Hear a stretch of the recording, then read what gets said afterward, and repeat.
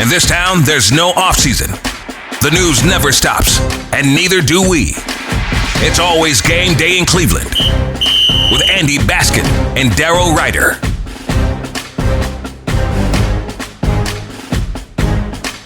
It's a post-game edition of It's Always Game Day in Cleveland. He's Daryl Ryder. I'm Andy Baskin. We love having you on board. Thank you for listening to us and caring to hear what we have to say about a game where the Browns lost 35-14. About the only thing good in this game, Daryl, your birthday. Happy birthday, my friend. Well, thank you. I mean, Jameis Winston wasn't bad. No, he wasn't. I mean, 5 yards short of 400. Didn't throw any interceptions today. I don't know what can you ask for much more out of a quarterback? No, and look, and he did that in garbage time. No, he didn't. The game was tied at 14 when he hit 300 passing yards. It was a tie football game, and then just the avalanche of Taysom Hill fell upon them. Oh, he killed us. Killed them. Yeah, I mean, you knew what they were going to do, and the Browns were clueless, helpless, feckless to stop it. However you want to describe that in the fourth quarter, in a very negative and a very condescending way, feel free to insert the adjective here, because that's how bad that fourth quarter was. I think the hardest part about it is we knew what Taysom Hill was doing on every one of these plays, and they could not do a single thing about it. Yeah, I mean, nothing. Yeah, I mean, Hill scored on keepers from 10, 33, and 75 yards. He accounted for a grand total of 248 yards and 3 touchdowns in that win. That includes return yards, passing yards, rushing yards, receiving yards. I was worried about Alvin Kamara going into this game. And Kamara was okay, but he did not take the game over the way Taysom Hill did. And the Saints just absolutely put the boots to the Browns there in the fourth quarter. The final score is somewhat deceiving in that the game was a lot closer than the final score, but the defense just absolutely collapsed in that final quarter. Denzel Ward created 2 turnovers, got his first interception, forced a fumble, recovered the fumble that he forced. It just for whatever reason, they just absolutely got smoked down the stretch. And there were a lot of plays where you saw the Browns secondary just running around trying to catch up to fools. I don't know. I'm just wondering if there's a price to be paid from somebody this week if the Browns don't make a fire. I can tell you, special teams was horrific. Yep. And I don't know. Maybe that's the change. I mean, I don't know. Hopkins has the yips wide left on 3 kicks, 51. And then the 2 field goals right before the half, only one counts as an official try.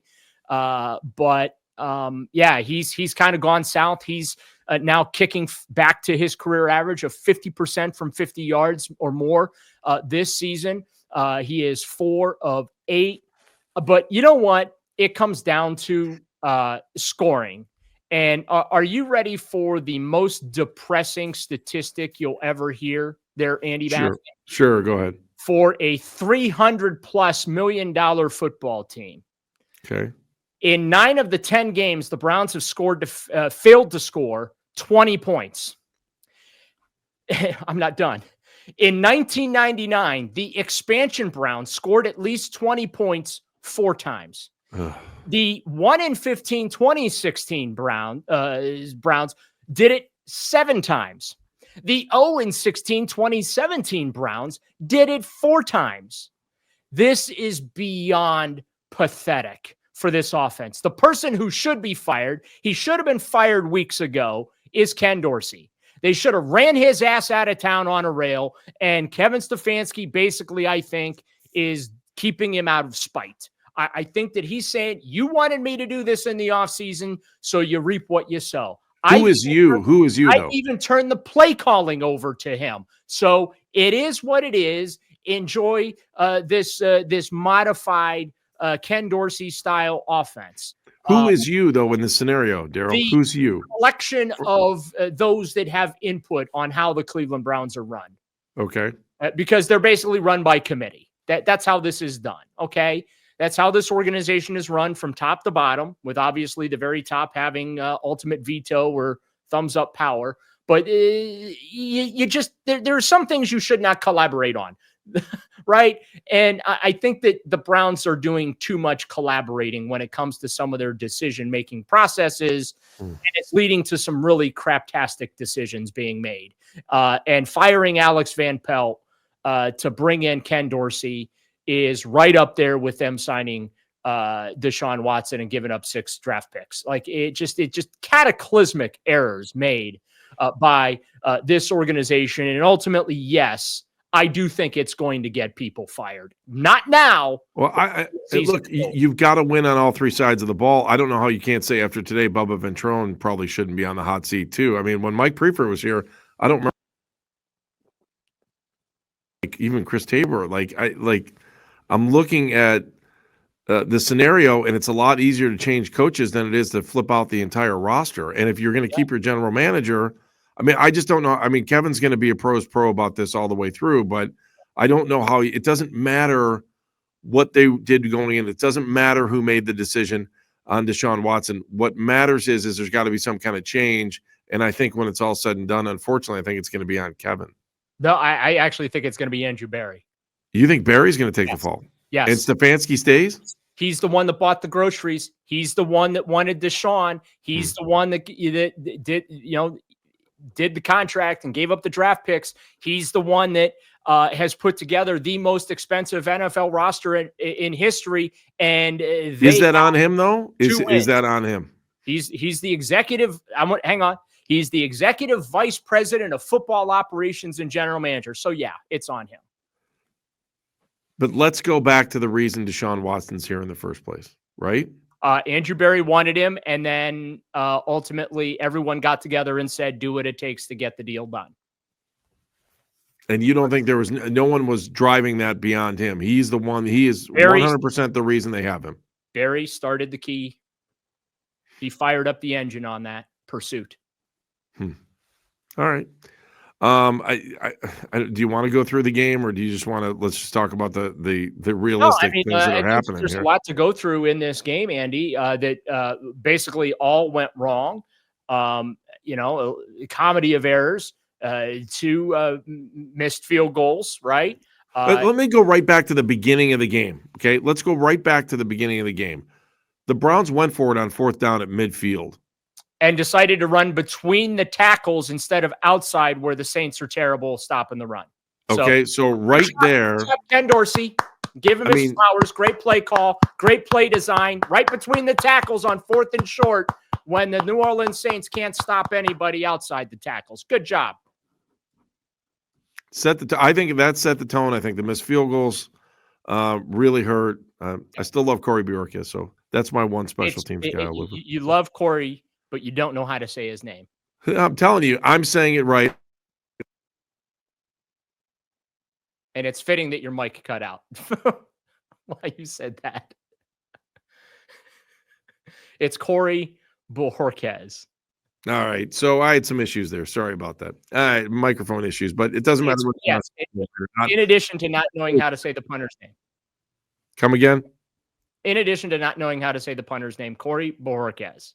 Bjorquez. That's fine with me. Live it. Learn it. No, Bjorquez. It's cool. I went to school with Bjorquez's. Come on, man. Spelled exactly the same way. You want to argue about it? I'll take you down. If I'm wrong, I'm wrong. I'll live with it. But it's a proper noun, and you can say it any name you want to. I'm going to go ahead and pull up the pronunciation guide. I think he's down with it. Get your head out of the pronunciation guide. We're here to talk about the game. Tired. Just because it's your birthday doesn't mean I have to bow down to you. I'm not asking you to bow down. I'm just asking. Did you get a cake or anything for your birthday? Did you get a cake? Anybody get you anything? No. I did. I sent you flowers. You didn't even see them, did you? I didn't see any flowers. Yeah, whatever. We're done. Done. I didn't see any. See ya. No flowers came. Maybe they're coming tomorrow. Oh, well, you know what? Everything's a little bit late in this post-game show. So okay, here we go. Punter Corey Bojorquez, BOH-HORK-EZZ.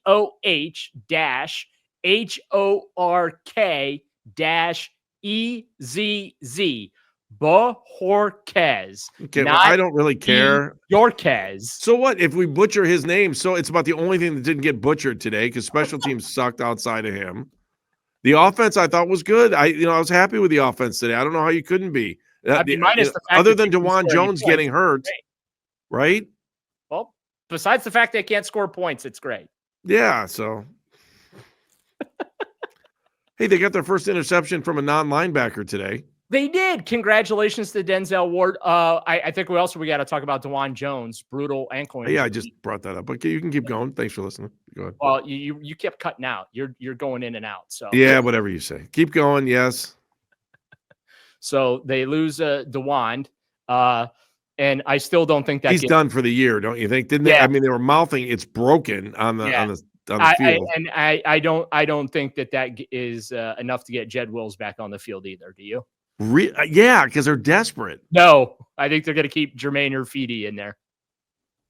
Did you say his last name right there? Urfidi, yeah. I thought you said Urfidi. Let's just sit here and debate for the next 20 minutes. They didn't even include him on the. See, that's how important it was because I was right again. No, they just didn't put him on the guide for this week. He'll be on the guide next week. Who won't be on the guide? How excited are you that the Steelers are coming to town after? I am absolutely nauseous thinking about all those terrible towels taking over. It's gonna be a Thursday night takeover. By the way, let's give Jameis some more flowers. Yeah. 2 300-yard passing games in 3 games for him. That means he and Joe Flacco have combined for 6 300-yard passing games in 8 starts. Meanwhile, Deshaun Watson is 0 for 19. Is Deshaun Watson making a case to be the starting quarterback next season? No. Jeff Phelps will talk to you about it. Oh, you mean Jameis? Jameis, yeah, what I said. Sorry, Jameis Winston. Sorry, that's my fault. My bad. That I admit to making a mistake. Yeah, I think if Jameis continues to play this way, I think that there's a shot that he gives them a tangible option. Because be honest with you, Andy, if they don't stick with Jameis, then they have to go to the scrap heap again and bring somebody else in, whether it's a Daniel Jones or whoever gets tossed overboard by their franchise. I don't know. Maybe Anthony Richardson becomes available for some crazy thing. Would you take a shot on him with the Indianapolis Colts if they decide to move on, right? What I need is a guy that can. I need a guy that can placehold for a year until I draft somebody, because I'm not drafting a quarterback next year. I've got to start rebuilding the offensive line. Yeah. Well, do you agree with that? Is that what you would do? Oh, 100%. I don't think any of these quarterbacks are worthy of a first round pick. And I'll be honest with you, even let's just say Shedeur Sanders is. I don't think Deion Sanders is going to let him come to Cleveland. Unless Deion's the head coach. And nobody wants that. Do we? We don't want that, do we? We've lived through a lot of things here. Would it shock you if he was the head coach here next year? No. You know where I think he could be the head coach, though, next year? Dallas. The Cowboys, yeah. Yeah, I think everyone thinks that, too. Yeah. But let's see what else happened in this game.